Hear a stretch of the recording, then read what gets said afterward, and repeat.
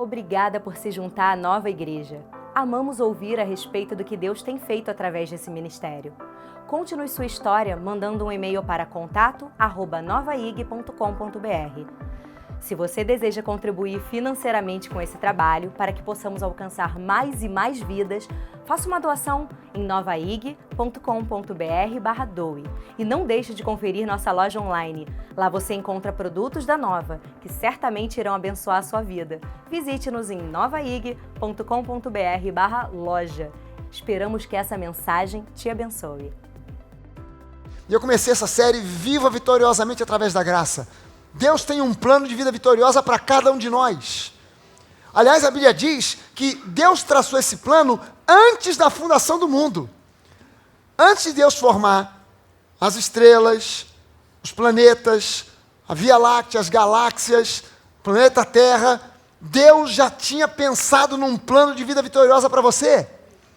Não foi depois que ele teve uma boa ideia. Antes de fazer tudo isso, antes dele dizer, haja luz, ele já tinha pensado na sua vida como uma vida vitoriosa. Eu é que sei que planos têm a seu respeito, que pensamentos têm a seu respeito. São pensamentos de shalom, de paz, prosperidade, vida abundante, de uma vida vitoriosa, para dar a vocês o futuro que vocês desejam. Não é da vontade de Deus que você fique aí contando moedas, que não prospere, que a sua saúde seja aquela saúde que hoje está bem, amanhã está mal. Não, Deus tem um plano de vida vitoriosa para você. Amém? Deus tem um plano de vida vitoriosa para você. O título dessa mensagem de hoje é Dando Ouvidos ao Verdadeiro Evangelho. Dando ouvidos ao verdadeiro Evangelho. Pastor, que história do verdadeiro Evangelho? Talvez eu esteja pregando hoje para o público errado. Talvez. Porque você está acostumado a vir aqui, frequentar a Nova e ouvir. Talvez eu tivesse estar pregando isso para outras pessoas em outros lugares, em outro lugar, em alguma outra igreja. Mas é bom que você ouça como uma forma de conhecer e como uma forma preventiva, para que mesmo não estando mais aqui, estando em algum outro lugar, você não engula e não ouça e não dê ouvidos a qualquer coisa. Mas você se acostume a filtrar o que você ouve, para você sempre estar dando ouvidos ao verdadeiro, ao genuíno Evangelho. Uma vida fundamentada sobre a rocha, que é a palavra de Jesus, e que é Jesus, porque Jesus e a palavra são uma só coisa, uma só pessoa. João abre seu Evangelho dizendo isso, que no princípio era o verbo, a palavra, o logos no grego, que é o verbo ou a palavra. No princípio era o verbo, era a palavra, e a palavra estava com Deus, e a palavra era Deus, e a palavra se fez carne. Ou seja, Jesus é a palavra em carne e osso. A Bíblia é Jesus em papel e tinta. Então eu preciso agora entender que uma vida fundamentada sobre a rocha, que é a palavra, que é Jesus, que é a palavra da graça. Jesus é a palavra da graça personificada. Essa vida se torna uma vida inabalável, não importando as circunstâncias à sua volta. Esse é o plano e o propósito de Deus para você. Quando alguém ouve, muitas pessoas que ouvem essa mensagem, elas classificam esse tipo de mensagem como triunfalista. O triunfalista não sou eu. O triunfalista é Deus. O triunfalista é Jesus. O triunfalista é o apóstolo Paulo. Porque eu só estou repetindo aqui coisas que eles disseram na palavra. Eu não estou inventando alguma coisa porque eu penso e acho que você merece ser vitorioso. Ou que eu escolhi esse tipo, essa linha de raciocínio. Eu não escolhi nada. Eu escolhi a palavra. E a palavra me mostra que Deus planejou essa vida vitoriosa para você antes da fundação do mundo. Então eu só estou repetindo para você aquilo que Deus já nos mandou pregar, aquilo que Deus já nos mandou ministrar. Provérbios 18, 10 diz assim: o nome do Senhor é uma torre forte, os justos correm para ela e estão seguros.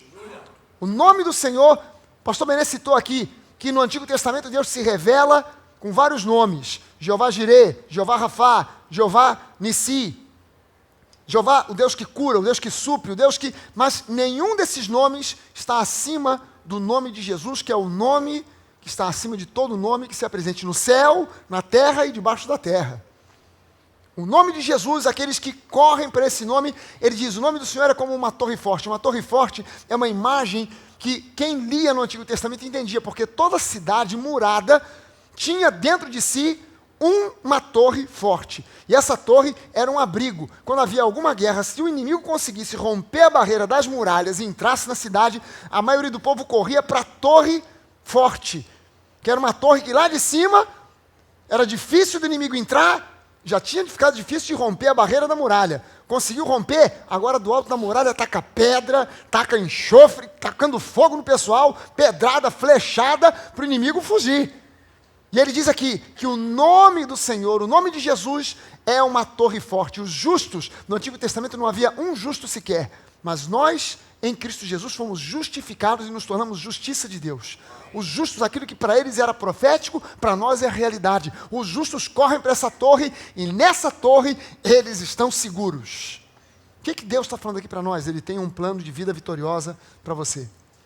Lá em Isaías 54:17, toda arma forjada contra você não prosperará. Toda língua que ousar contra você em juízo, e é isso que o diabo tenta fazer, tu a condenarás.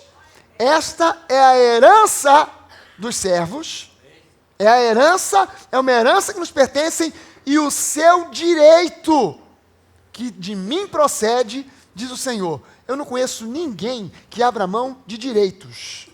Ninguém que abre mão de direitos. Ninguém que abre mão. É meu direito.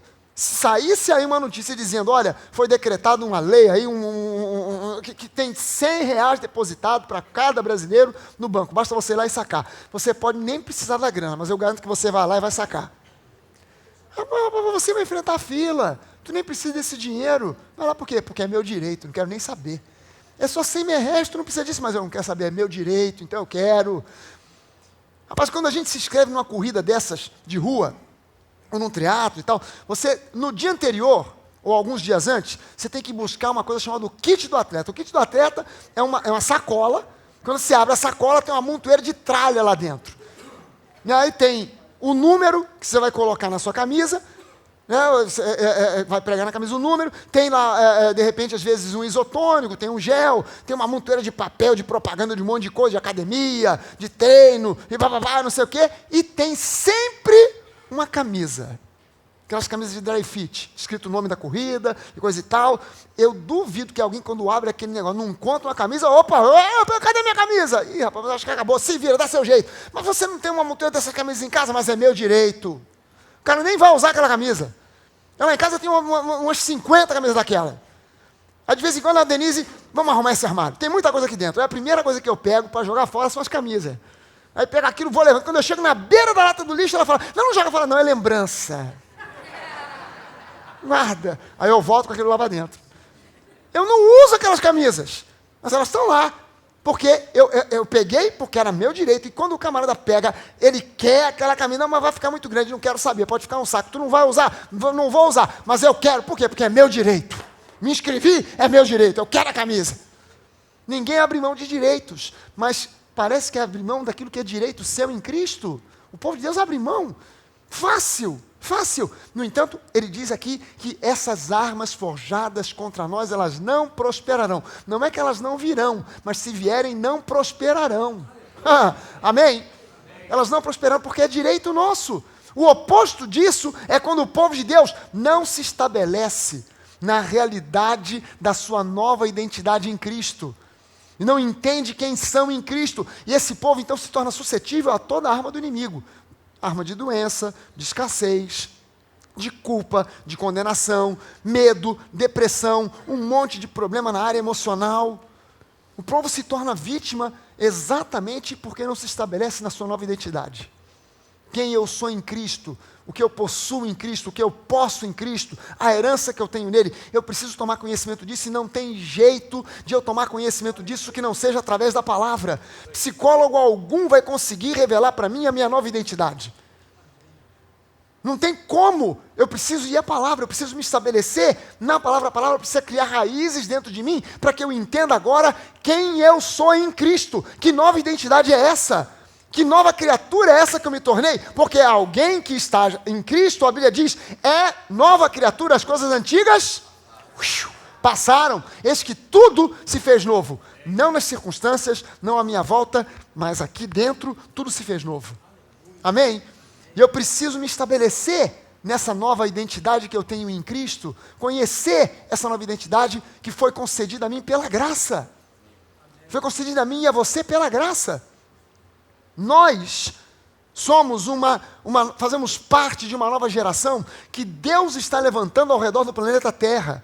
Hoje, Deus está levantando uma nova geração ao redor do planeta Terra que está abraçando a revelação do genuíno Evangelho, o Evangelho da graça. Uma geração que entende que Jesus é o centro da igreja.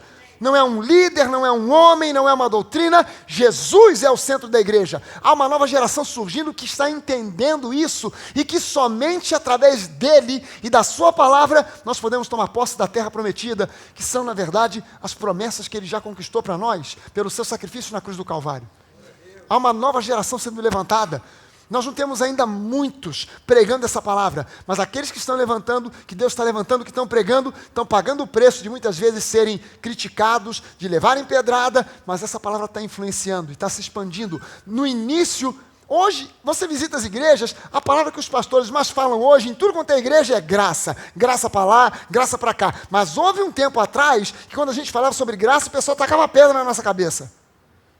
Era pedrada de manhã, paulada à tarde, bolacha à noite. Era crítica para todo lado. Ainda existe a crítica, porque é preciso uma revelação. Não é só ouvir e entender, é ouvir e a pessoa conseguir sair das amarras da tradição e ir na palavra, e entender a palavra na sua raiz genuína. É preciso uma revelação do Espírito. Algumas pessoas estão começando a receber. Quem não recebe a revelação pensa que o segredo do sucesso da nova é só a aparência. Aí o camarada quer copiar só o que ele vê. Aí ele pensa que se ele botar na igreja dele, luz piscando, fundo preto, telão, projetor, pessoal tocando aqui, de boné, barba de lenhador, roupa rasgada, vai ser um sucesso. Né? Bastante barulho, bateria, guitarrinha, vai ser um sucesso. Isso é só a forma. A forma não gera o conteúdo é que gera a forma. O segredo é o conteúdo, não é a forma, não é o que se vê. O que se vê, o pessoal pensa assim, não, né? Vamos tirar fora a gravata, terno, vamos se vestir igual Fragale. Botar lá tênis, tem aquela camisa tipo camisolão, e vamos nessa que vai dar tudo certo. Não vai. Eu já vi gente que sobe no púlpito, tem aparência, o cara vem de boné, óculos escuros, camisa rasgada, calça rasgada, todo rasgado, tênis, tal, e o camarada sobe, e quando você pensa, a aparência é descolada. A aparência é super moderna, legal, aleluia, yeah. Quando você ouve o que é pregado, é pura lei. Ou é mistura. O evangelho mix. Mistura. E quem sofre mais com o evangelho mix são os jovens. O pessoal jovem é que leva a paulada mais forte. Ficam proibidos de um monte de coisa, não pode, é o evangelho do não pode. E esse evangelho do não pode é o oposto daquilo que Deus programou para o evangelho ser. O evangelho não é uma série de regras do não pode. Ao contrário, o evangelho é liberdade. Só que não é liberdade como pessoas pensam. Como os maus intérpretes pensam, liberdade para pecar, pelo contrário, é liberdade para viver em santidade. A vida de santidade não é uma vida de hipocrisia. Agora eu sou santo, não faço, aleluia. Não é isso.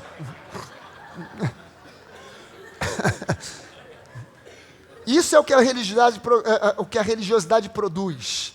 Isso é o que a religiosidade produz. O evangelho da graça produz sinceridade, produz verdade. Sabe, eu sou gente de carne e osso igualzinho a você, sofro tentações igualzinho a você.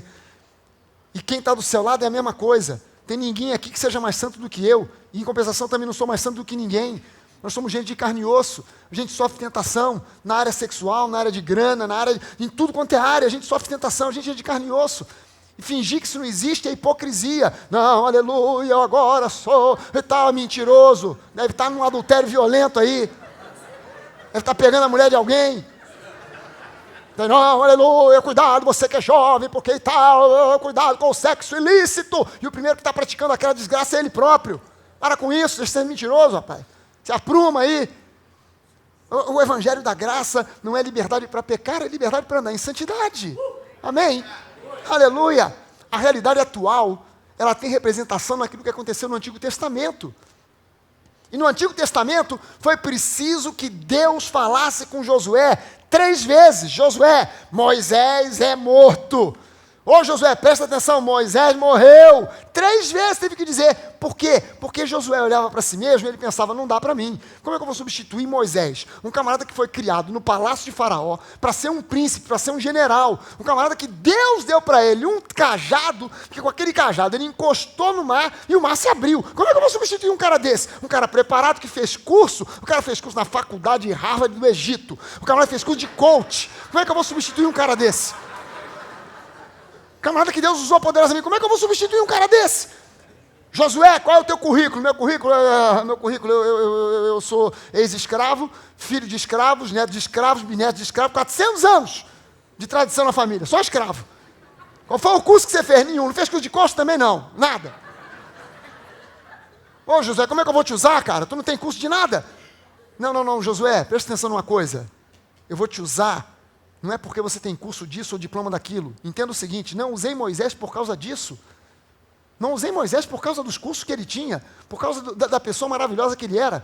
Presta atenção, do mesmo jeito que eu fui com Moisés, eu serei contigo. Acabou. Acabou, o que eu preciso é isso. Não interessa o que eu tenho, interessa quem eu sou.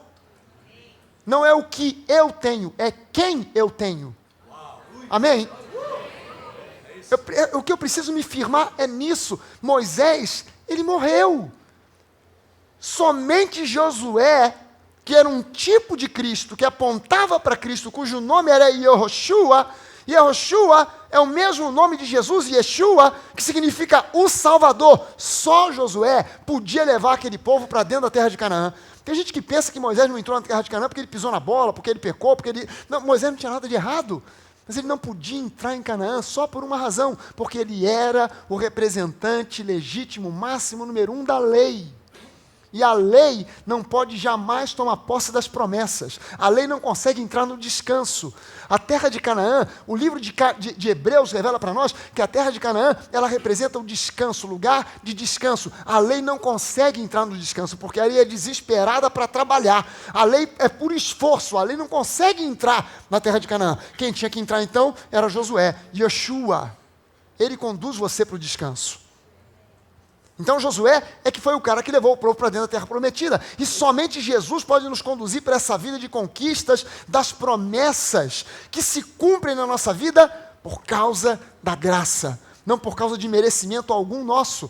Nós não herdamos as promessas através da observância da lei mosaica, não recebemos as promessas por causa de obediência em cumprir esforços, em cumprir fielmente, perfeitamente os 10 mandamentos. Nós herdamos a promessa ou as promessas mediante a fé na graça de Jesus, fé na obra plena e completa da cruz do Calvário. É isso que nos qualifica para recebermos as promessas. Veja só o seguinte, o povo de Israel chegou na terra de Canaã, atravessou o Rio Jordão, chegou do lado de lá, e a primeira coisa que eles dão de cara é com as muralhas de Jericó. Não era qualquer muralha. Presta sua atenção numa coisa. As muralhas de Jericó eram muralhas, por isso que a Bíblia fala das muralhas, porque ela era uma muralha dupla. Era uma barreira extremamente poderosa, ao ponto de ter construído nela casas. Raabe morava em cima da muralha. Ela não morava se equilibrando em cima de uma mureta. Era uma casa construída porque a muralha ela era dupla. Ela tinha uma primeira face, um espaço já também concretado, e uma segunda barreira, uma segunda muralha, e no meio tinha casas. Jericó era simplesmente a cidade mais fortificada de todo o mundo conhecido da sua época. Todos os reis, príncipes, generais, guerreiros sonhavam em conquistar Jericó. Nunca ninguém conseguiu. Olha só a história. Agora, Josué, o camarada que estava tremendo de medo porque Moisés morreu, qual é a primeira coisa que ele encontra, o primeiro desafio que ele encontra pela frente? As muralhas, as famosas e poderosas muralhas de Jericó. De cara. Aí a pergunta é a seguinte, como é que essas muralhas caíram? Foi mediante a força humana? Gente, Deus me falou, todo mundo junto, aqui empurrando ao mesmo tempo. Vamos lá, é uma, é duas, é três. Foi isso? Não. Josué Você simplesmente vai começar a rodear a cidade 7 dias, uma vez por dia. 6 dias, uma vez por dia. No 7º dia, 7 voltas. Quando terminar de dar as 7 voltas, você vai pegar os levitas vão à frente do povo, e com uma trombeta, cada um vai tocar a trombeta. Depois do toque da trombeta, o povo vai dar um brado de vitória. Quando o povo bradou, a muralha caiu. E o povo invadiu. Eu já cansei de ouvir mensagens, e eu mesmo já preguei muito, sobre o brado de vitória. O brado da fé dado antes da muralha cair. Mas ninguém fala do toque do chofar.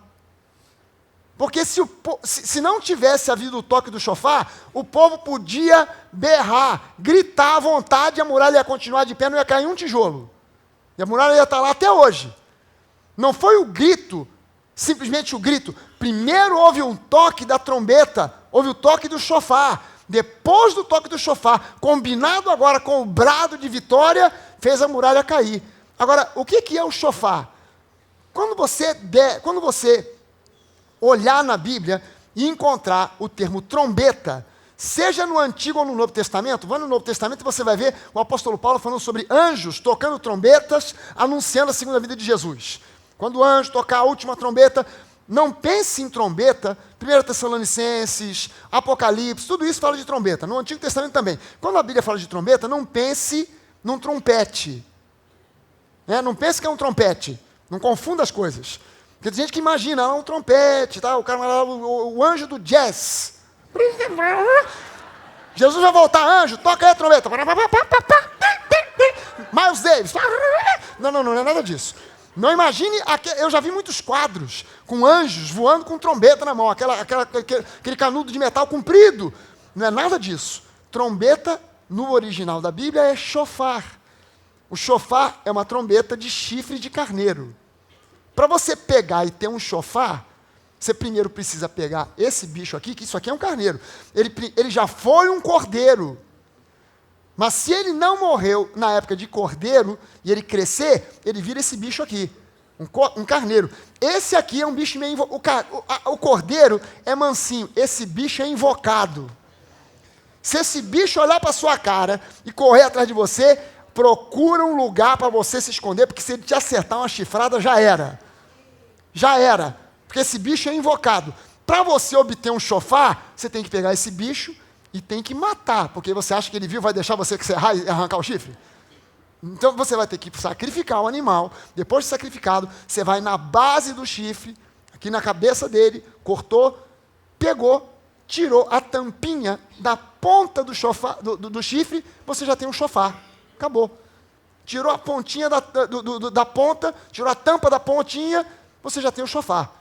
E o chofar é um instrumento simples, primitivo, não tem várias notas para trocar, ele dá uma nota só, de acordo com a pressão, ou outras notas, de acordo com a pressão que o camarada sopre. Se ele souber, ele consegue fazer mais agudo, mais grave, mas ele não é um instrumento cheio de complicação. Isso é o chofar. Foi isso aqui que os levitas tocaram diante das muralhas de Jericó. Foi um toque... que é mais ou menos assim que sai o toque do chofar.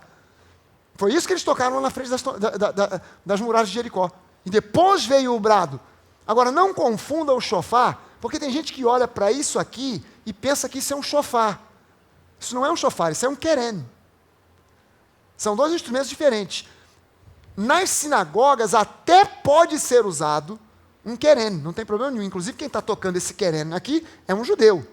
Não tem problema nenhum. Só que em certos dias, em certas festas, em certas cerimônias, só se pode tocar o chofar. Não pode ser um querem, tem que ser um chofar. Por que isso? Porque essa diferenciação, o chofar ele é muito menor, ele é muito mais curto.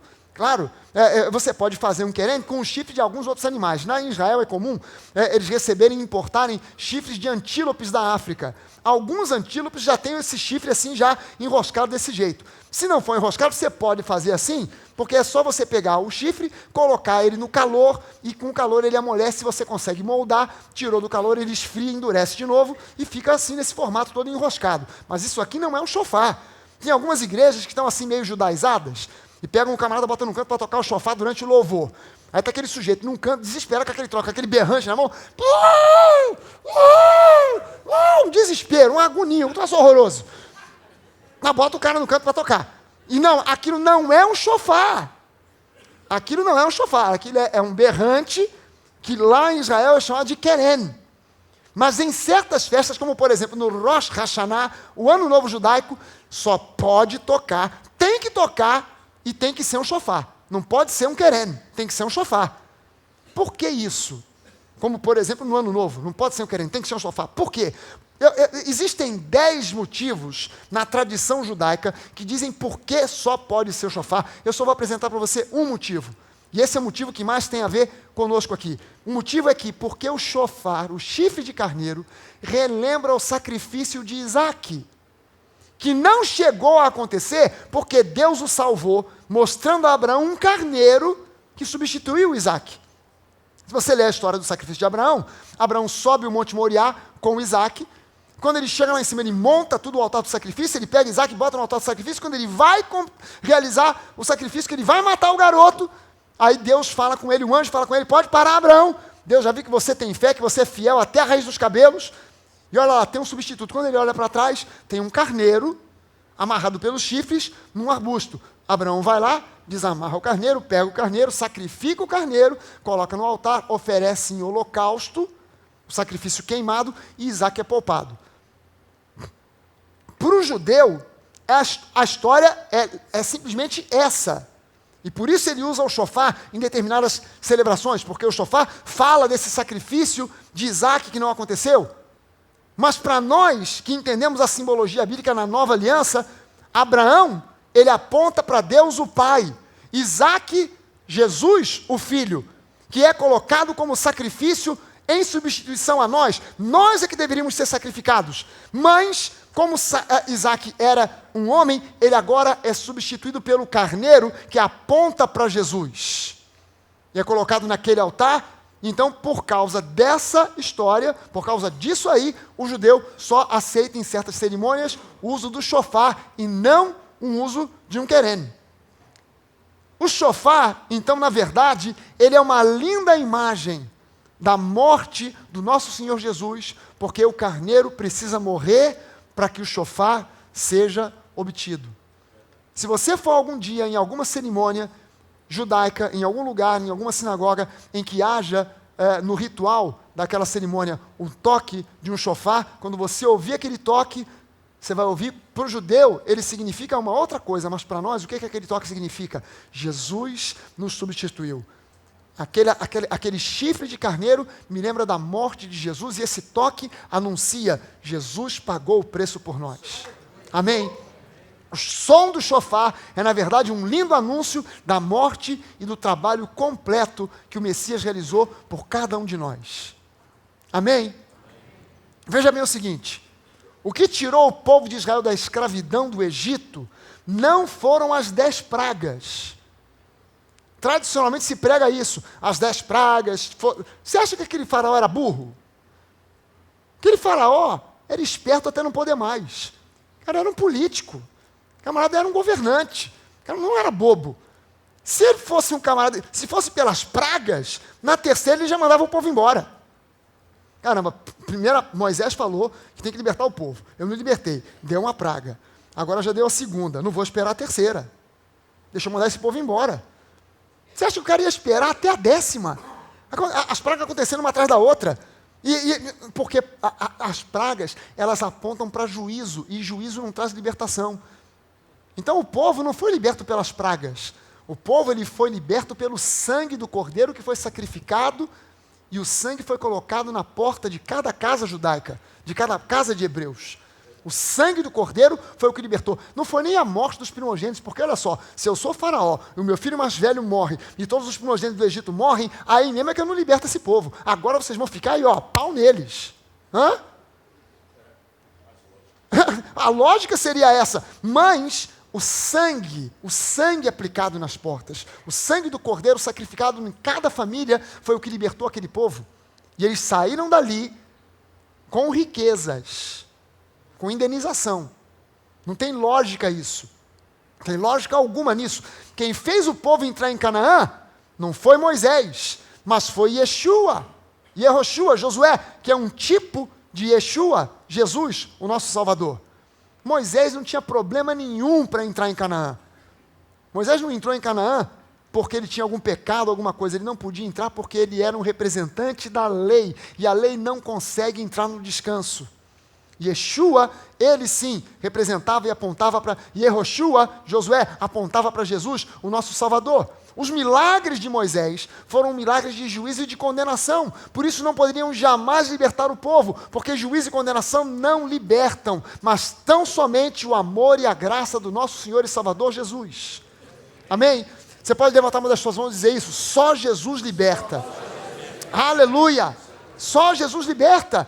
Mas quando os cordeiros foram sacrificados, algo no mundo espiritual causou uma mudança radical que provocou que o povo saísse da escravidão e saísse indenizado, levando riquezas, ouro, prata, pedras preciosas, que depois foram utilizados também para a construção do tabernáculo e das vestes do sumo sacerdote.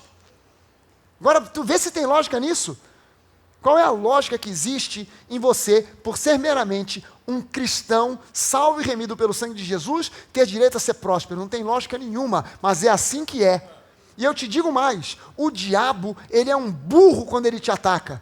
Quando ele vem contra você, pode ser na área familiar, pode ser na área financeira, na área da sua saúde, quando ele te ataca, é um ato de burrice extrema, porque a Bíblia diz que tudo aquilo que ele leva, ele tem que devolver 7 vezes mais.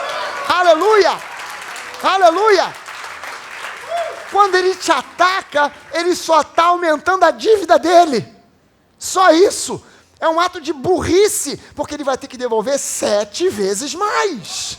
7 vezes mais. E a gente precisa se posicionar, porque esse povo saiu da escravidão levando riquezas. E você foi chamado por Deus para ser sustentado por Ele. E Deus não te sustenta com migalhas. Deus não te sustenta com migalhas. Diga para a pessoa que está do seu lado, meu irmão, Deus não te sustenta com migalhas. Ele prometeu para você o melhor dessa terra. Gente, na lei, Deus disse para o seu povo, se vocês quiserem e me ouvirem, vocês vão comer do melhor dessa terra. Na lei, na graça, muito mais Deus tem para você. Aleluia! Por isso os púlpitos das igrejas precisam ser movidos do Monte Sinai para o Monte Sião. O Monte Sinai, ele fala da lei. É o monte onde Moisés recebeu a lei. O primeiro Pentecostes da história aconteceu no Monte Sinai, 50 dias depois do povo sair da escravidão do Egito. Eles chegam ao Monte Sinai, Moisés sobe o monte, lá em cima ele recebe as tábuas da lei. É o primeiro Pentecostes para o judeu. A celebração do Pentecoste é a doação das tábuas da lei para Moisés e o povo de Israel. Mas 3.000 pessoas no pé do monte morrem quando a lei é dada. No Monte Sião, quando os 120 estavam reunidos, no cenáculo, aquele cenáculo fica exatamente em cima do Monte Sião. Naquele lugar, 120 pessoas recebem o Espírito Santo, Pedro prega e 3.000 pessoas agora nascem de novo. O monte Sinai é um monte que a Bíblia diz em Hebreus que aponta para Agar, a escrava que gerou um filho da escravidão, Ismael, que causa problema até hoje. Mas quando você vai ao Monte Sião, ele diz que representa, ela aponta para Sara, que é a nossa mãe, que gerou Isaac, que aponta para Jesus. Amém? O Monte Sinai é um lugar de escravidão. O Monte Sião é lugar de libertação. É lugar de liberdade, é lugar de graça. Quando as trombetas são tocadas em Sião, não no Monte Sinai, mas em Sião, as muralhas de Jericó, que mantêm a sua vida presa, tenham o nome que tiver. Essas muralhas podem ter o nome de doença, pode ser a muralha do drama familiar, pode ter o nome de drama financeiro, não importa. Quando as trombetas são tocadas em Sião, essas muralhas de Jericó, elas caem. Essas muralhas que mantêm as vidas presas e aprisionadas do lado de fora da bênção, elas caem e as bênçãos vêm até você. Aleluia! Aleluia! Vidas são transformadas quando a trombeta é tocada em Sião. Vidas são transformadas quando as trombetas são tocadas em Sião. Mas a pergunta é, o que é, pastor, o verdadeiro evangelho? Porque, afinal de contas, eu frequento a igreja A, B ou C, e lá se prega a Bíblia. Gente, eu não conheço uma heresia, uma seita, uma falsa religião que não use a Bíblia, que é a mesma que a gente usa. O camarada consegue encontrar na Bíblia coisas que ele utiliza para deturpar o Evangelho e fazer uma seita desgraçada, que arruina com a vida de um montão de gente. E o que é pior é que quando você começa a ouvir a pregação do Evangelho mix, que é aquele Evangelho que tem um pouquinho de graça, um pouquinho de lei. Um pocão de graça, um pouquinho de lei. Não, pastor, mas olha, o que na minha igreja é um pocão de graça e só um pouquinho de lei. Pois é, mas o apóstolo Paulo diz que só um pouquinho de fermento estraga com a massa inteira. Não precisa muito fermento, não. Só um pouquinho de massa, fermento pra caramba. Ih, vai dar ruim. Vamos fazer o seguinte, muita massa, só um pouquinho de fermento. Vai dar ruim do mesmo jeito. O que é o verdadeiro evangelho? Como é que eu posso saber se aquilo que eu estou ouvindo é o verdadeiro evangelho, o evangelho que Jesus anunciou, o evangelho que Jesus revelou ao apóstolo Paulo? Como é que eu posso saber se aquilo que eu estou ouvindo é o verdadeiro evangelho? A resposta está aqui em Judas capítulo 1, versículo 3. Judas 1 e 3 diz o seguinte: amados, embora eu estivesse muito ansioso por lhes escrever acerca da salvação que nós compartilhamos, eu senti que era necessário escrever-lhes insistindo que batalhassem pela fé. Fé essa que de uma vez por todas foi confiada aos santos. Olha só a circunstância e a situação. Judas pega a pena, vai começar a escrever, e quando ele vai escrever, a intenção dele é: vou escrever uma carta para a galera da igreja falando sobre a salvação. Quando ele senta para escrever, o Espírito Santo fala com ele e diz assim: não é nada disso não. Eu quero que você escreva para eles o que eles precisam ouvir, é para que eles não deixem de batalhar pela fé que foi confiada a eles. Por essa fé que foi de uma vez por todas, de uma vez para sempre, foi confiada a eles. Olha a situação. Que fé é essa que ele está falando? Porque essa fé aqui, se você lê a epístola, não é fé para ser curado, não é fé para ser próspero, não é fé para ter família abençoada, ela inclui também isso. Mas essa fé que o apóstolo Judas está falando aqui, ela começa a ser entendida quando você entende esse termo batalhassem. Esse verbo batalhar aqui no grego é epagonizomai. Vamos repetir? Vai devagar, fala devagar, para não dar nona ali. Epagonizomai. Epagonizomai significa literalmente lutar de modo sincero, com empenho, com fervor e seriedade. E literalmente epagonizomai significa agonizar por alguma coisa. Epagonizomai é o tipo de luta que quando o sujeito entra para lutar, a vida dele está em jogo. Ele tem que entrar para vencer. Ele não entrou para brincar. Ele entrou ali para vencer ou vencer. Sabe quando você vê um filme daqueles antigos da época de Roma e entra dentro do Coliseu, um daqueles gladiadores? O cara não entra ali para brincar. O cara não entra ali dentro dizendo assim: vou fazer o meu melhor aqui, vamos ver, né? Sabe como é que é? Aí depois tem lá o pessoal da CNN para entrevistar. Você venceu? E aí, fizemos o nosso melhor, né? Conseguimos, decapitamos ali a cabeça do sujeito e tal. E Deus deu vitória, que bom, tal, maravilha. Estamos nos preparando agora para o próximo jogo. Não, o cara não entrava nesse espírito, não. Ele entrava ali, é eu ou ele. Um de nós vai sair aqui levado numa maca direto para uma cova. Não pode ser eu. Eu vou lutar desesperadamente, porque eu estou lutando, não é por um prêmio, não é por uma grana, é pela minha vida. Então o cara lutava de maneira agônica. E ele diz aqui: eu quero convidar vocês, a igreja, para batalhar de forma sincera, honesta, firme, com empenho, com fervor, de forma agonizante, por essa fé. Caramba, é um convite profundo e sério. E essa fé, na verdade, quando você vê essa fé de Judas, capítulo 1, versículo 3, no contexto da epístola, é fé para justificação. Justificação pela fé. O convite de Judas é: lutem, briguem como se dependesse a vida de vocês disso, de maneira desesperada, firme, com raça, com tudo que vocês têm, por essa fé, a fé para justificação. Em Cristo, você e eu fomos justificados. Essa é a nossa nova identidade. Nós somos justiça de Deus.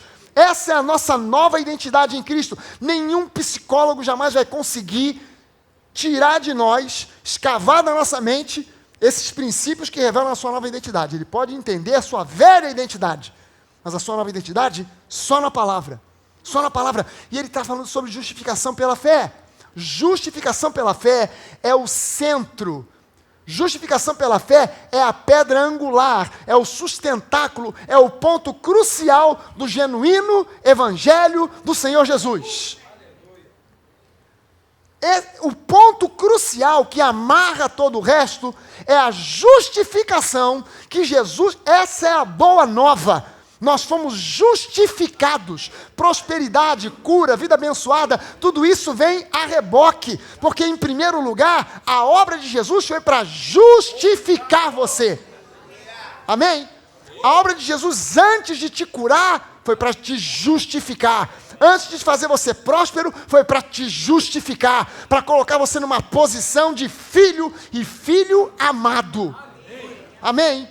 Para dar a você agora não a condição de servo. Eu sou servo, você é servo, mas nós somos servos por opção. A nossa condição hoje é a condição de filhos e filhos amados. Amém? Aleluia! O centro da mensagem, na maioria das igrejas hoje, é uma série de outras coisas. Quebra de maldição, libertação de demônios. Tem gente que vê demônio em tudo quanto é coisa, né? O sujeito não pode dar um espirro, ó, o demônio do espirro, sai do demônio do espirro. Não pode acontecer nada. O cara deu uma topada, demônio da topada, está amarrado em nome de Jesus. Submissão à autoridade, esse aí então agora está na moda, porque todo mundo quer pregar sobre submissão à autoridade. Por quê? Porque todo mundo vai ser submisso a ele que está pregando. Isso aí o cara quer, ele não quer ouvir ele ser submisso a ninguém. Mas o povo tem que ser submisso porque eu sou a autoridade que Deus constituiu sobre esta igreja. Aleluia! Isso aí se prega à vontade. Obediência cega a regras e mandamentos, seja da lei, seja da tradição denominacional, isso aí se prega à vontade. À vontade. Tem igreja que tem, no meio da semana tem o tal do culto de doutrina, que é justamente para isso, para pregar sobre regras, mandamentos, obediência e tal. Hoje, está virando moda em muitas igrejas, mensagens sobre o retorno às nossas raízes judaicas. Toma um cuidado tremendo com isso. Toma cuidado com isso, sabe por quê? Porque é exatamente sobre isso aqui que o apóstolo Paulo escrevia para as igrejas ficarem alertas. Cuidado, porque tem alguns entrando aí no meio de vocês querendo criar confusão, querendo judaizar a igreja. Quando você começa a entender os símbolos, como aquilo tudo do Antigo Testamento aponta para Jesus, como o menorá aponta para Jesus, como a Arca da Aliança aponta para Jesus e o relacionamento dele com a igreja, como o tabernáculo revela Jesus e o relacionamento dele com a igreja, como as coisas do Antigo Testamento, as histórias de Abraão, de Moisés, de Davi, revelam o relacionamento, a tipologia de Jesus. Quando você entende isso é uma maravilha, mas há uma linha tênue, porque quando você começa a ver essas coisas, é tão maravilhoso, é tão legal, que você fica tentado a voltar para trás e virar um judaizante. E tem que ter um cuidado tremendo, porque você entra em igrejas hoje e tem pastor com talit, aquele chá de oração, com kippá. Num canto da igreja tem um menorá, no outro lado uma Arca da Aliança, atrás uma bandeira de Israel, e no canto o sujeito tocando um querém daquele desafinado, que é ruim, horrível. Atrapalhando o louvor. Tá o Bené querendo cantar e o camarada fica quieto aí, rapaz, deixa eu tocar aqui. É um perigo. Isso nem é novidade. Isso nem é novidade, porque tem denominações, e tem uma denominação especial, que eu fico admirado de ver como é que pode. Os camaradas são inteligentíssimos, são estudiosos, conhecem bem a palavra, mas quando cai na história da lei do sábado, aí danou-se tudo, porque aí é o sábado, misericórdia. Chega a dar coceira, da agonia. Porque conhecem a palavra. Tem vídeos no YouTube dessa denominação de estudos maravilhosos, fantásticos, sobre arqueologia bíblica, sobre história bíblica, e você vê o conhecimento do cara fantástico. Mas quando o camarada cai nesse ponto da lei, é uma chatice. Vai ser chato assim lá no inferno, nos infernos. Ou chatice, porque é o sábado, tem que guardar o sábado. Aí você pergunta para o sujeito assim, mas peraí, na Bíblia diz que o fim da lei é Cristo. Aí o camarada diz, não, meu irmão, mas o que Cristo terminou na lei e acabou, a lei que caducou é a lei cerimonial. A lei moral continua valendo. Essa aí é para sempre. Isso aí não tem mudança. Aí o sujeito ouve, não sabe argumentar. Fala, ih, rapaz, é mesmo, o cara tem razão. Lei moral. Não roubar, não matar, não mentir. Tá valendo. E acho que até vou pegar igreja do cara. Eu vou virar dessa denominação aí. Vou guardar o sábado. Aleluia. O cara não sabe argumentar. Mas presta atenção numa coisa. Dos 10 mandamentos, 9 são lei moral. Não roubar, não matar, não mentir, é lei moral ou cerimonial? Moral. Beleza. Essa lei continua valendo, mas a lei cerimonial acabou. Guardar o sábado é lei moral ou cerimonial? Faz parte dos 10. Aí o camarada diz que tem que cumprir os 10. Mas peraí, ele não acabou de dizer para você que a lei cerimonial foi abolida? O sábado está lá no meio. Então como é que ele quer forçar você e ele mesmo guardar o sábado? Está guardando o sábado? Procura o hospital e vai ser circuncidado, meu irmão. Vai fazer uma cirurgia de fimose, rápido. Porque senão tu não está cumprindo a lei. Você está comendo camarão? Bobó de camarão? Lagosta ao termidor? Está comendo? Você tá transgredindo a lei. Eu conheci uns caras dessa denominação. Os caras falam assim, pastor, realmente não pode, camarão, lagosta. Mas quem é que resiste um camarãozinho de vez em quando, né? Pastor, não está vendo? Aleluia. Misericórdia. Aí a vontade que dá de dizer para o cara, rapaz, tem um nome isso. Na Bíblia, Jesus chama isso de hipocrisia. Mas você não diz que você não quer ofender o cara, né? Cara, gente boa, você não quer chamar o cara de hipócrita, mas é exatamente isso que Jesus falou para os caras. Vocês são hipócritas, vocês querem forçar o povo a seguir uma lei que vocês mesmos não aguentam e não cumprem. Vocês dão um jeito de dar uma volta na lei, mas cobram do povo até o dízimo do endo e do cominho, que são 2 ervas vagabundas que nascem em qualquer canto de quintal. Mas vocês mesmos, na hora de cumprir a lei, vocês não cumprem. E hoje em dia existe esse retorno às raízes judaicas. Mas dificilmente, raramente, você vai ouvir alguém pregando temas como somos novas criaturas. Em que igreja você escuta isso? Somos novas criaturas, a nova identidade que nós temos em Cristo. Você raramente vai ouvir um pastor dando título para a sua mensagem, perfeitamente justificados em Cristo. Dificilmente. Onde você escuta isso? Você jamais vai escutar alguém pregando Cristo revelado nas Escrituras de Moisés. Onde você escuta, você não escuta. É uma raridade. Não deveria ser, mas é. Por quê? Porque não se está pregando o genuíno, o verdadeiro Evangelho. Não se está tocando o shofar, está tocando queren, está tocando outra coisa, está tocando trompete, está tocando qualquer outra coisa, rabeca, qualquer coisa, mas deveria estar tocando o shofar, anunciando a morte e a ressurreição de Jesus e a obra da cruz, a justificação que nós recebemos em Cristo. Tudo isso fala de justificação por obras e não de justificação pela fé. A nossa justificação é pela fé, não é pelas nossas obras. Romanos 1,17, visto que a justiça de Deus se revela no Evangelho, de fé em fé. Conforme está escrito, o justo viverá pela fé. Não por obras, não por esforço. Você reparou que o Evangelho não revela os nossos pecados? Que o Evangelho não revela as nossas deficiências? O Evangelho não revela a nossa necessidade de maior obediência aos mandamentos? A lei mosaica faz isso. Revela os pecados, as deficiências, a necessidade de mais obediência. O Evangelho não, o Evangelho revela a nossa justificação. De fé em fé. De fé em fé. Ele revela a nossa justificação. Você reparou ainda que é de fé em fé? Não é por uma fé que passou, mas é de fé em fé. É dia após dia. Eu preciso ouvir o toque do shofar, não é há 20 anos atrás, mas é todo santo dia. Todo santo dia, porque é de fé em fé. A mensagem que é transmitida muitas vezes em muitas igrejas é, uma vez que você foi salvo pela fé, agora é necessário esforço e obediência aos mandamentos para agradar a Deus e manter essa salvação. Isso aqui é o Evangelho Mix.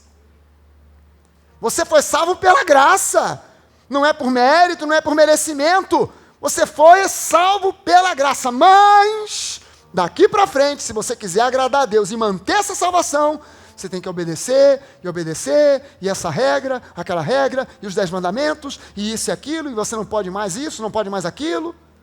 E aí você sai da graça e entra agora num evangelho de obras. Entra agora no evangelho de esforços. É preciso entender que boas obras, vida de santidade, tudo isso é subproduto de viver de fé em fé, crendo que você foi feito justo, justificado, perdoado, nascido de novo através da fé em Jesus Cristo. É subproduto, não é raiz, é fruto. Amém, gente? Agora veja só a importância de você estar constantemente ouvindo a boa nova da sua justificação, que é o verdadeiro evangelho. Romanos 1,16, pois eu não me envergonho do evangelho, porque é o poder de Deus para a salvação de todo aquele que crê, primeiro do judeu e também do grego, também do gentio. Essa palavra salvação no grego é sotéria, que vem de uma outra palavra sozo, e sozo significa salvo do inferno, liberto, preservado, seguro, curado, próspero. Há uma definição imensa de sozo. Agora, bota isso aqui dentro do evangelho, dentro de Romanos 1,16, eu não me envergonho do evangelho, porque o evangelho é o poder de Deus para produzir a cura, a prosperidade, a vida abundante, a família abençoada para todo aquele que crê. Crê em quê?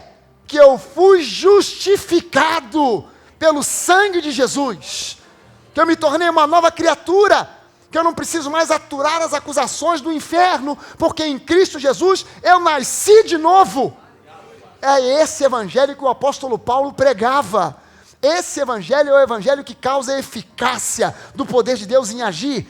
Gente, há umas 2 ou 3 semanas atrás, o pastor Jorge me contou um testemunho aqui de uma mulher que chegou para ele para contar que o marido dela era um policial militar, um policial militar de coração duro, incrédulo, e de repente recebeu um diagnóstico.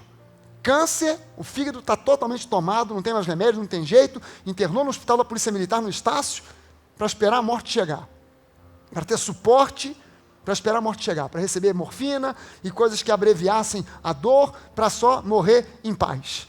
Foi para o CTI, de repente o camarada recebe da esposa CD de pregação. Não recebeu um CD em que eu pregasse sobre cura. CDs pregando sobre justificação, sobre nossa nova identidade. O camarada começou a escutar, aceitou Jesus, foi curado. Aí o médico começou a ver o cara ficar bom, o camarada levantou da cama, começou a andar, ficou bom, estava prostrado lá, de repente o camarada levanta e começa a andar. O que houve? Não, eu estou bom. Não é possível, você tá na beira de morrer. Não, eu estou bom. Peraí, vamos fazer uma tomografia. Peraí, essa tomografia aqui não pode ser essa mesma desse mesmo homem daqui, porque nessa aqui tem um câncer todo tomado de fígado, e essa aqui é um fígado de criança. Ninguém pregou sobre cura. Mas olha só, a Bíblia diz que Paulo, passando por um lugar, pregou o evangelho, e tinha um aleijado de nascença que ouviu Paulo pregar o evangelho. O que é o evangelho? A boa nova de que nós fomos justificados. Paulo não pregou sobre cura, ele pregou o evangelho, e o aleijado ficou curado. Em ouvir o evangelho, não precisou ninguém ir lá e saculejar, aleijadinho, em nome de Jesus, tu vai levantar. Eu estou vendo, eis que eu vejo, o anjo está chegando, olha só, aleluia, olha o óleo da bênção que está descendo, aleluia. O cara está enrolando a oração, porque ele está vendo que a cura não vai acontecer. Então o cara fica esticando a oração. O anjo da cruz está chegando, quase chegou, rapaz, chegou ali e deu minha volta, eu vi, o anjo foi embora. Não é seu dia, não era o seu dia, o dia da unção não era a sua vez, não era da vontade de Deus, aleluia, quem sabe, na próxima semana o anjo canta a sua senha, meu irmão, aleluia, vamos deixar para a semana que vem. O cara não ouviu uma palavra sobre cura, ele só ouviu sobre que nós, em Cristo, somos nova criatura. Há uma nova identidade em nós, a identidade do próprio Deus, que nós temos a natureza do próprio Deus. O cara ouviu isso, recebeu, abraçou, aquilo entrou, uau, arrancou a enfermidade, o cara foi curado. Amém? Aleluia! Salvação, sotéria, preservado, liberto, curado. O evangelho do Senhor Jesus é o que liberta e é o que te mantém liberto. O evangelho que te liberta é o que te mantém liberto. Você não é salvo pelo evangelho, liberto pelo evangelho, e depois se mantém salvo pelas suas obras. Você é salvo pelo evangelho e é mantido salvo pelo evangelho. Amém?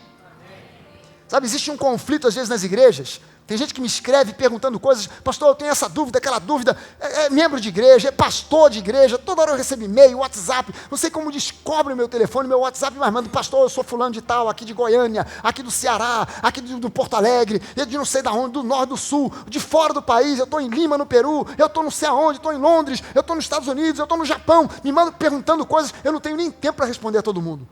Não tenho nem tempo para responder para todo mundo. O pessoal me manda uma montoeira de perguntas, querendo saber sobre essa nova identidade, querendo saber sobre dúvidas de coisas da Bíblia que o pessoal vê, que estão querendo pregar a graça, ensinar a graça, mas não conseguem, porque ainda não há uma amplitude. Você entra no YouTube, tem uns canais, uns 3 ou 4 canais, com nomes relacionados com graça. Evangelho da Graça, Graça Abundante, sei lá o quê, tem uns 3 ou 4. Um monte de vídeo. Quando você entra ali nesses canais, são uns 3 ou 4. Todos eles só tem vídeo de 2 pregadores. Caramba, é Joseph Prince e Maurício Fragale. Eu olho para aquilo, eu fico decepcionado. Eu falo, tinha que ter uns 30. Mas só tem 2. Por quê? Porque na maioria dos lugares, você está pregando um evangelho mix, um evangelho confuso, um evangelho que lança peso e condenação sobre as pessoas. Que não produz cura, que não produz bênção. Deus, Ele conhece os teus desafios. Deus conhece as tuas dificuldades. Deus sabe o que você está passando, o que você precisa. Irmão, deixa eu te dizer, essa semana passada foi para nós, para a minha família, uma semana talvez a pior da minha vida. O nosso neto passou por um problema de saúde, teve que ser internado às pressas no CTI, uma doença de morte, uma doença mortal. Não é uma gripezinha não, uma doença que mata. E a gente viu o nosso neto ali na beira do precipício. A gente chorou, a gente orou, a gente intercedeu, a gente usou a fé que a gente nem tinha. E um dia eu estava no corredor do hospital, num canto orando e chorando, derramando lágrimas, chorando de soluçar. E de repente Deus falou no meu coração. Ele falou, você está entendendo agora aquela passagem, você já pregou tanto, mas você nunca entendeu o coração daquele homem. Você está entendendo agora o coração daquele pai que chegou para Jesus, para pedir Jesus, o meu filho está terrivelmente endemoniado. De vez em quando o demônio joga ele na água, às vezes joga no fogo, e eu já procurei recurso em tudo quanto é lugar, e ninguém pode ajudar, mas eu sei que você pode me ajudar, me ajuda na minha falta de fé. Jesus não olhou para o cara e disse, você não tem fé? Vai estudar a Torá, aprender os mandamentos, depois você volta semana que vem e a gente conversa. Não, na hora Jesus disse, vamos lá, e foi lá e resolveu o problema do cara. Sabe por quê? Porque a graça é muito maior do que a fé. A gente olha nessa situação, quando a gente está passando pelo tufão, pelo vendaval, quando a gente está passando pelo terremoto na nossa vida, a gente olha para a nossa fé e parece que a nossa fé é desse tamaninho ou é 0. A gente olha e a gente depende da graça, e não é por outra razão que o apóstolo Paulo recebeu de Deus o seguinte anúncio, Paulo, a minha graça, ela te basta. Sabe, quando você passa pelo vendaval, quando você passa pelo terremoto, a graça do Senhor te basta, a graça dele te basta. Você olha para a sua fé e você pensa que ela é tão irrisória, que ela é tão pequena, mas na verdade, esse homem quando procurou Jesus, ele tinha fé, senão ele não tinha procurado Jesus. Mas ele olhava para a própria fé dele e dizia, minha fé é insuficiente, ela é pequena, ela é fraca. E Jesus disse, não, eu vou lá, eu vou resolver, porque a graça vai aonde a sua fé não chega. Aleluia! A graça alcança o que a sua fé não alcança. A graça te coloca em lugares onde a tua fé não consegue te colocar. Porque a graça de Deus, ela vai além, e muito além daquilo que você possa imaginar. E é por essa razão que a Bíblia diz que nem olhos viram, nem ouvidos ouviram o que Deus tem preparado para aqueles que o amam, porque é pela graça. Pela graça. Pela graça. Por isso, Deus colocou na sua mão a palavra dele, para que você tenha acesso ao pensamento e à vontade dele. O verdadeiro evangelho está acessível para você, para que seja revelado o amor incondicional, o perdão pleno, a justificação eterna, a real libertação, a santidade plena, a cura, a vida abundante, tudo que foi conquistado para você na cruz do Calvário por Jesus, o nosso Senhor. Ele coloca isso na sua mão. Sabe, não fique receoso de absolutamente nada, nada que venha contra você. Maior aquele que está em nós do que aquele que está nesse mundo. Não fique receoso, não fique temeroso. Creia, creia, creia até o fim. Deus é bom. O diabo, ele é muito astuto. Ele é esperto. O diabo, ele sabe o zelo que há no coração de crentes sinceros que querem agradar a Deus. Então ele pega e ele sabe que no coração do homem também existe um problema chamado orgulho. Ele sabe disso. Aí o que ele faz? Ele pega essa sinceridade, esse zelo, esse amor por Deus, e ele desvia isso aí com o uso da lei. Aí esse tiro, o crente às vezes não percebe, é que esse tiro muitas vezes sai tão longe do alvo. Ele se esforça para obedecer a leis e regras e mandamentos, e o tiro sai tão longe do alvo. Romanos 5,20 diz lá, sobreveio a lei para que avultasse, ou seja, ressaltasse, magnificasse a ofensa, e esse termo ofensa no original é pecado mesmo.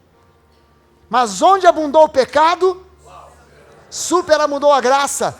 Olha como é que diz na mensagem.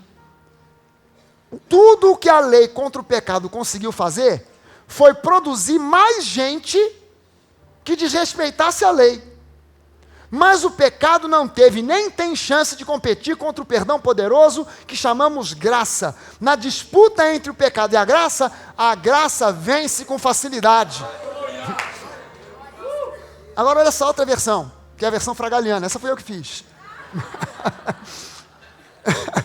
A lei veio para ressaltar, para magnificar o pecado, colocando-o sob uma lente de aumento.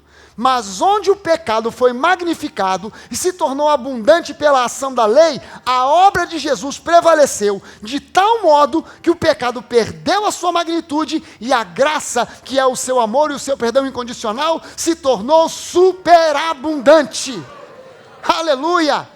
Aleluia! Romanos 7, de 5 a 7 diz lá, porque quando nós vivíamos segundo a carne, as paixões pecaminosas postas em realce pela lei, operavam em nossos membros a fim de frutificarem para a morte. Agora, porém, libertados da lei, estamos mortos para aquilo que estávamos sujeitos, de modo que servimos em novidade de espírito e não na caducidade da lei. Que diremos, pois? É a lei pecado? De modo nenhum. Mas eu não teria conhecido o pecado, senão por intermédio da lei. Pois eu não teria conhecido a cobiça, se a lei não dissera, não cobiçarás. Você está entendendo a linguagem de Paulo? Você está conseguindo entender a linguagem de Paulo? Há pessoas que olham e dizem, não, Paulo não pregava isso. Tem gente tentando dizer por aí que Paulo não disse aquilo que ele disse. Que ele não queria dizer aquilo que ele disse. E estão tentando inventar de novo o evangelho, mas a linguagem é clara. A lei é uma prisão. Nós estamos presos, nós somos libertos. Libertos. Veja só a diferença, a lei produz obras, e as obras da lei são obras da carne. A graça produz fruto, fruto do Espírito. Obra é resultado de esforço. Fruto é resultado de uma seiva. Por isso a Bíblia fala sobre obras da carne e fruto do Espírito. Eu não vi até hoje uma árvore frutífera fazendo força para produzir fruto. Se ela é regada, adubada, ela absorve os nutrientes que são produzidos, a seiva alimenta os galhos, os ramos, que produzem o fruto naturalmente. Amém? Agora veja o seguinte, você tem a capacidade de escolher o que vai ouvir. Isso aqui é o ponto crucial dessa mensagem de hoje. Você tem a capacidade de escolher o que você vai ouvir. Há uma disputa séria em igrejas sobre predestinação e livre escolha, livre-arbítrio. E aí todo pastor é encostado num canto para fazer uma escolha. O que você vai pregar? É livre-arbítrio ou é predestinação? Porque é uma coisa ou outra. E tem gente que me manda e-mail perguntando sobre isso. E aí, pastor, é livre escolha? É predestinação? Como é que é? Então, aí eu comecei a fazer um estudo sobre isso, para mim. Não para pregar, mas para mim. E aí Deus começou a me revelar. Eu perguntei, Deus, mas afinal, é livre-arbítrio ou é escolha? Predestinação. Aí, sabe o que o Espírito de Deus falou para mim? Meu filho, são os dois. Eu falei, como é que é? São os dois. Olha só, o povo de Israel foi um povo escolhido. Ele não escolheu os celtas, ele não escolheu os filisteus, ele não escolheu os amorreus, ele escolheu aquele povo. Mas naquele povo ele deu escolhas. Eis que eu ponho diante de vocês hoje a vida e a morte. Escolham, pois, a vida. Nós somos predestinados, mas dentro da nossa predestinação há escolhas a serem feitas. E quando você faz a escolha errada, você se desvia daquele plano que Deus traçou para você andar nele. E muitas vezes você chega num lugar que não era o lugar que Deus queria. Mas como é que você se desvia daquele plano para o qual Deus te chamou, te escolheu? Aquilo que você ouve, para quem você dá os seus ouvidos. Escolha ouvir o som do chifre de carneiro, o som do chofar, anunciando a sua salvação. Faça essa escolha. Lembre-se, há uma guerra no mundo do Espírito hoje, aqui e agora. E todo santo dia, a cada minuto do dia, há uma guerra no Espírito disputando pelos seus ouvidos. O diabo não está tão interessado nos seus braços, nas suas pernas, como ele está interessado nos seus ouvidos. Cara, presta atenção numa coisa. A Bíblia fala que Jesus andou por toda parte, fazendo bem e curando a todos. Mas você já reparou a quantidade de vezes que a Bíblia diz que Jesus abriu os ouvidos dos surdos e os olhos dos cegos? Não se compara com os outros problemas que ele curou. Ele curou diversos tipos de enfermidade. Mas o que a Bíblia chama a atenção é que Jesus abriu os ouvidos de surdos e os olhos de cegos. E sempre nessa ordem. Não diz que Jesus abriu os olhos aos cegos e os ouvidos dos surdos. Mas que ele abriu os ouvidos dos surdos e os olhos dos cegos. Por quê? Porque os seus ouvidos espirituais, quando ficam embolados com outros sons que não o do chofar, isso embaça a sua vista. Você, quando não ouve o verdadeiro evangelho, você não consegue enxergar o verdadeiro Deus. Quando você não consegue ouvir o verdadeiro evangelho, você não consegue ver quem você é em Cristo. Então Jesus vem para curar o surdo e abrir a vista por aquilo que ele ouve. Quando ele ouve o evangelho, ele é curado da surdez espiritual, ele é curado da cegueira espiritual. Então é preciso entender que há uma guerra no mundo pela posse dos seus ouvidos. Decida ouvir o verdadeiro evangelho. Lute com empenho, com fervor, com sinceridade pelo verdadeiro evangelho, porque é isso que te conduzirá para tomar posse da terra prometida. Amém? Vamos ficar de pé, levante uma das suas mãos. E diga isso: Deus me chamou. Eu fui chamado pelo Senhor. Mas nessa chamada, eu tenho escolhas a fazer. Eu escolho Jesus. Eu escolho a palavra. Eu escolho a graça. Eu escolho a vida. Aleluia! Aleluia! Levante as suas mãos e dê graças ao Senhor. Celebre a Ele. Levante a sua voz em gratidão. Senhor, nós te agradecemos por esse trabalho fantástico de Jesus na cruz do Calvário. Nós te agradecemos pela nossa nova identidade em Cristo. Nós te agradecemos porque esse chamado não vem de nós, vem de Ti. Não fomos nós que nos escolhemos, o Senhor nos escolheu. Meu irmão, Deus escolheu você. Ele sabia quem você era. Ele conhecia os teus defeitos. Ele conhecia os teus problemas. Ele conhecia as tuas lutas. Mas ainda assim, Ele te escolheu. Ele te chamou. Porque Ele te amou em Cristo Jesus. Na verdade, Deus escolheu o homem. Deus escolheu a humanidade. Nem todo mundo resolve dar ouvidos a esse chamado, a essa escolha. Mas você deu ouvidos a esse chamado. Você deu ouvidos a essa escolha. Você entrou na escolha que Deus fez. Deus tem uma vida abundante para você. Não aceite menos do que isso. Lute fervorosamente pela tua justificação. Eu fui justificado. Diga isso: eu fui justificado. Eu fui lavado, remido, redimido no sangue de Jesus. Eu sou uma nova criatura. Jesus habita em mim. Aleluia! O Espírito Santo habita em mim. Eu sou um filho do Pai amoroso, Criador de todas as coisas. Aleluia! Senhor, Tu és bem-aventurado, Tu és bendito.